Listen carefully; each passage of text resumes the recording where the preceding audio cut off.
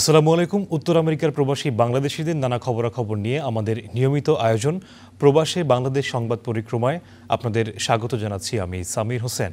আজ যে খবরগুলো আমি আপনাদের জানাবো তা হলো ২০ জানুয়ারি ডোনাল্ড ট্রাম্পের ক্ষমতা গ্রহণের পর অবৈধ অভিবাসীদের যুক্তরাষ্ট্র থেকে বিতাড়িত করতে সামরিক বাহিনীকে কাজে লাগানোর ঘোষণা আসছে বলে প্রচারণা চলছে। এরই প্রেক্ষিতে নিউ ইয়র্কের জ্যাকসন হাইটসে একটি পার্টি হলে এক সংবাদ সম্মেলনের আয়োজন করে ইমিগ্রেন্টস ইন্টারন্যাশনাল ইনক নামের সংগঠন।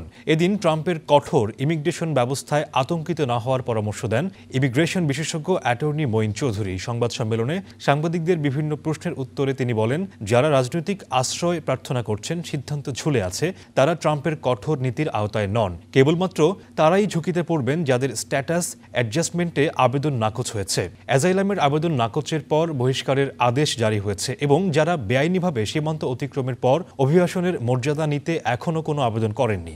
আতঙ্কিত না হয়ে অভিজ্ঞ আইনজীবীর সঙ্গে যোগাযোগের পরামর্শ দিয়েছেন তারা। যারা আনডকুমেন্টেড হয়ে গেছে, আপনাদের জ্ঞাতার্থে বলছি, দুইটা টার্ম ভেরি ইম্পর্টেন্ট। একটা হচ্ছে ইলিগেল এবং আনডকুমেন্টেড। ইলিগেল বলতে কাদেরকে বোঝানো হয়? যাদের কোনো কেস সর্বোচ্চ আদালত কর্তৃক ডিনাই হওয়ার পরে তারা এই দেশে থাকার বৈধতা রাখে না। সংবাদ সম্মেলনে নেতৃবৃন্দের মাঝে আরও উপস্থিত ছিলেন তরিকুল ইসলাম মিঠু, অ্যাডভোকেট নাসির উদ্দিন এবং আমিন মেহেদি বাবু। পৃথিবীর ৭০০ কোটি মানুষ সৃষ্টি হয়েছে একই সেল থেকে। আমরা সকলেই এসেছি এক বায়োলজিক্যাল উৎস থেকে। তারপরও আমরা প্রত্যেকেই পৃথক।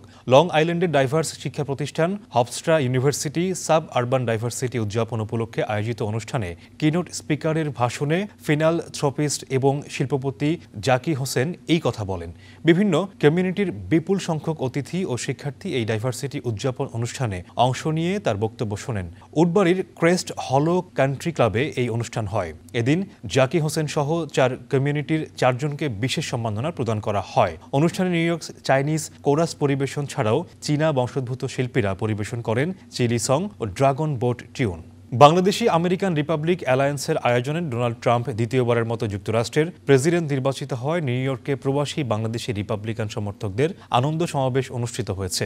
উডসাইটের কুইন্স প্যালেস মিলনায়তনে বক্তব্য দেন আগত নেতৃবৃন্দ। তারা মনে করেন, প্রেসিডেন্ট ট্রাম্প আমেরিকার অর্থনীতি, চাকরি, ব্যবসা সহ সকল ক্ষেত্রে যুক্তরাষ্ট্রকে এগিয়ে নিয়ে বিশ্ব থেকে যুদ্ধবন্ধে অগ্রণী ভূমিকা পালন করবেন এবং আগামীতে নিউ ইয়র্কও সুইং স্টেট হবে বলে মত প্রকাশ করেন। নিউ ইয়র্কের পরিচিত মুখ সমাজসেবক ও বিশিষ্ট সংগঠক দেবাশিস দাস বাবলুর স্মরণসভা যৌথভাবে আয়োজন করে জ্যাকসন হাইটস এলাকাবাসী ও এলিট ক্লাব। দেবাশিস দাস চিরদিনের জন্য চলে যাওয়ায় স্মরণ সভায় তার কাছের অনেক মানুষ কান্নায় ভেঙে পড়েন।